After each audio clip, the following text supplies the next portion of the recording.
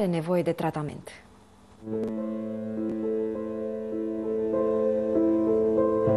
Mai avea până acum la ajutorul cuiva? Nu. De ce, Doamne?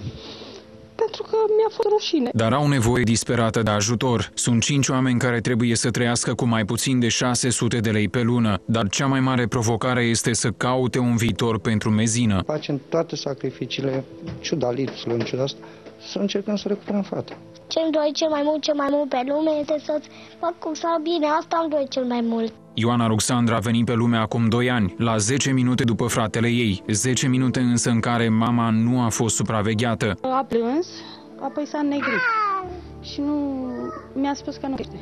Deci că o să moară, fata nu o să trăiască.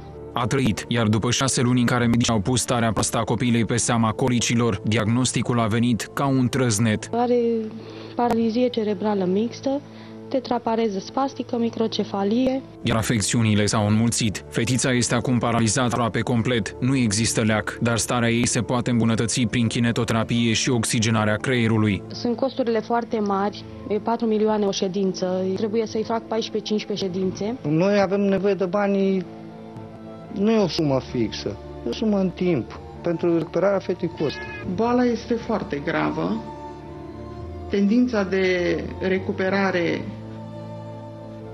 prognosticul este rezervat. Mama fetiței și-a scris povestea pe internet. Nu așteaptă milă, dar oferă un pic din talentul său tuturor celor care vor să ajute. Acolo găsesc povestea Ioanei, este și un cont. În semn de recunoștință, eu lucrez origami și pot să le ofer. În ciuda problemelor, familia fetiței nu a făcut nicio reclamație în legătură cu nașterea Ruxandrei. Nu caută nici răzbunare, nici dreptate, ci doar sănătate.